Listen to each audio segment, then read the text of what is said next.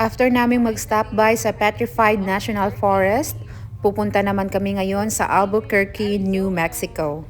May mga nadaanan din kami na magagandang mga sceneries, gaya na lang ito. May mga tao na nakatira dyan. I think yung lugar na to is isa sa mga Indian reservation dito sa Arizona. Pag may mga magagandang lugar kaming dinadaanan, sinusubukan ko talagang hindi matulog kasi ayaw kong mamiss. Nagpapagising din ako sa asawa ko kapag maganda yung lugar na dinadaanan namin. Tulugin kasi talaga ako sa biyahe. Oh boy, it's snowing in New Mexico. We're trying to avoid snow for 10 days and here we are. Snow welcomed us in New Mexico. Pagdating namin ng New Mexico, sinalubong talaga kami ng malakas na snow. Pero buti na lang at makikita pa rin naman yung araw. And then sa area na to, mas makapal talaga yung naipon na snow. Puro puti na rin yung paligid. Makikita na dito yung City of Albuquerque. Ito yung pinakamalaking syudad dito sa New Mexico. Just turned around. After 10 hours of driving, ginutom.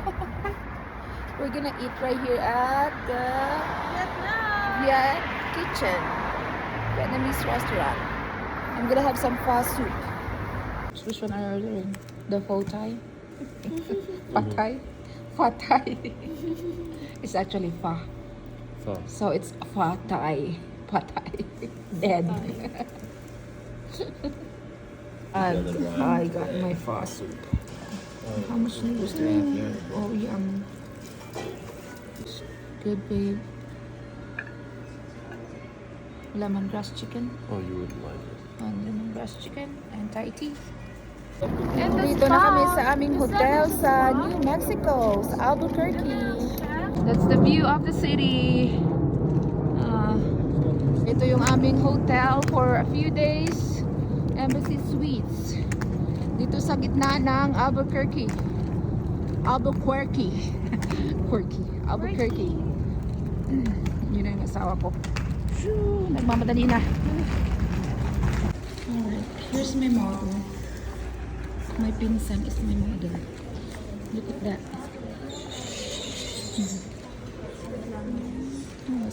Ang ganda ng kanilang reception area.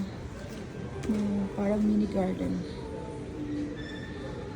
Tingnan nyo, tuwang-tawa ako sa itsura ko. May backpack. Look at me. I have like plastic bags. And another bag and another bag. Parang na pumunta sa palengke. Ayun na, yung aming taga-check-in.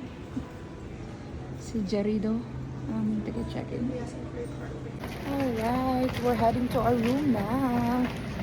Ang ganda ng kanilang reception ng bed ko. Yan.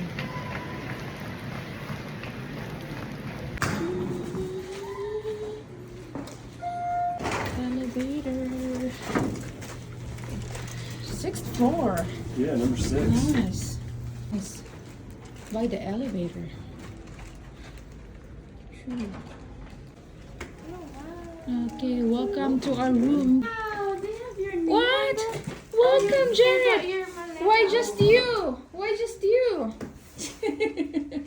I-tour ko kayo sa aming hotel room dito sa Embassy Suites sa Albuquerque.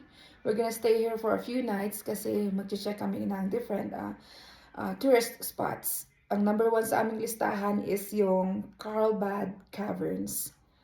So, okay, this is our room.